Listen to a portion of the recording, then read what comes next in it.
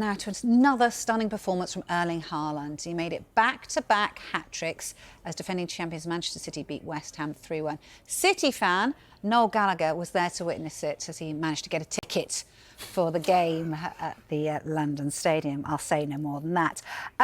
His 11th hat-trick for City, 24th of his professional career. His numbers are ridiculous, but I do think he's got a flaw, and it is because he's becoming predictable, quite frankly. He got one last week and he's getting one this week. That's the only thing I can say about Erling Haaland. It's ridiculous. We need to know where he's putting all these balls that he's getting. Yeah. I think last week when he got one, someone had written on it, I can't believe I'm having to write on another one of these again. And yeah, they're getting bored of signing. Yeah, they're getting bored of signing. I think he's got a room where it opens up and all the balls they just fall out on him, yeah. One of those cupboards.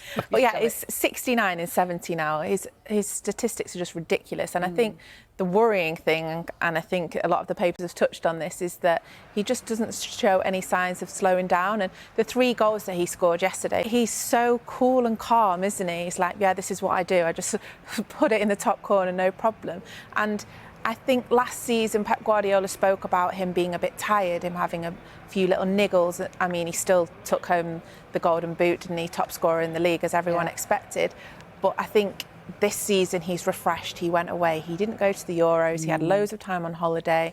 He spent time with his dad chopping wood, is what I read. Maybe that's really helped settle his mind. But Guardiola said he's able to as well spend more time after training, practicing, learning more techniques. He needs practice? Yeah, exactly. And this is a crazy graphic that you're seeing now, isn't it? Look at that. Well, we've just been looking at all these graphics in the break and working out what they mean. But whichever way you look at his statistics, they're unbelievable, aren't they? 70 goals. Eric Cantona took 156 games to get 70 goals.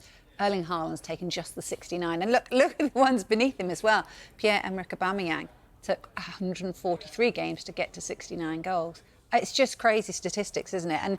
And Pep, like I say, Pep worryingly is saying that he can only get better this season because he didn't have such a great season last time. I love this idea of him chopping wood during the summer, like one of those Marvel origin movies. Yes. He looks like he could do it with his hands, though, to be fair, doesn't he? Exactly. And he's got like his hair sort of all just dripping down. OK, you've got lost in a moment there, haven't you? Yeah, got the image right there. Pep talking about him. It's interesting because it wasn't just his goals he was talking about, but the all-round contribution to the team. And I was looking at when the guys were in commentary yesterday. After 33 minutes, he touched the ball 7 times. 2 of them were goals.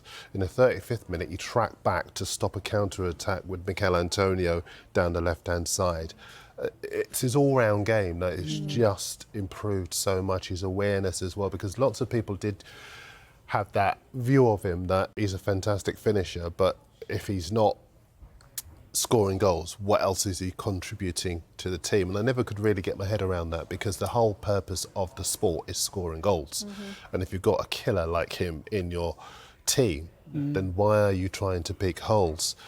But his improvement reminds me of when Pep Guardiola arrived at Manchester City and he said that there were higher levels for Sergio Aguero to reach, and there was my customary Mexican wave of eyebrows because I did think that how much more could one of the best strikers in the world improve. But that's why he's the best coach in the world, because he sees those areas where you might be complacent or where you could get to another level, and he helps you to get there. Well, he was going for his 4th goal as well. I think that shows his mentality. And like you were just saying, he got his hat-trick.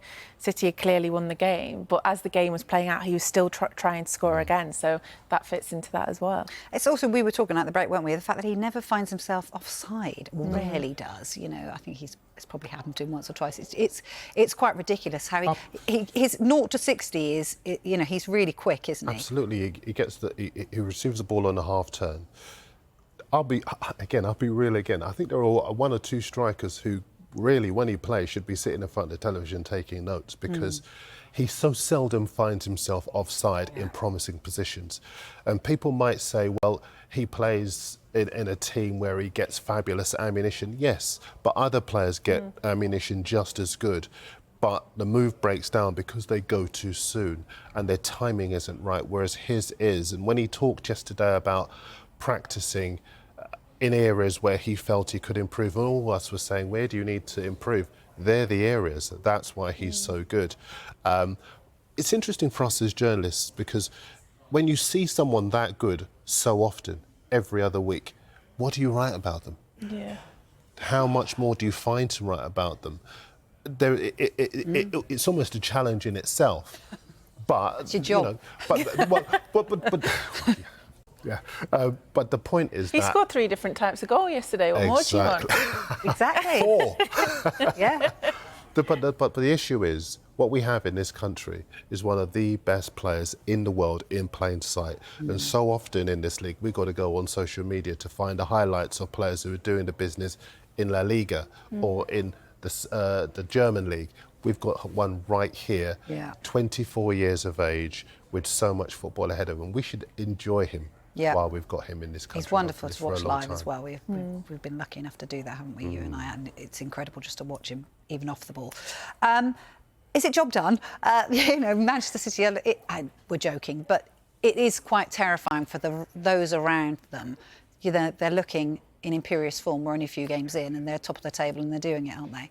Yeah, and arguably, I know Haaland gets all the plaudits, but arguably their best player is Rodri, and he was back in the squad yesterday for the first time, just to set the alarm bells ringing for everyone else about how much better Manchester City can get. So I don't know, over the last couple of seasons we have maybe seen them have a bit of a slow start. They've dropped a couple of early points where people might not have expected it, so this time perfect record, but I don't know, I feel like we're far from job done. I don't think we should sack up the Premier League off yet after 3 games, but over to Arsenal, I think, to try and Liverpool, to be fair, to give them a big challenge this season.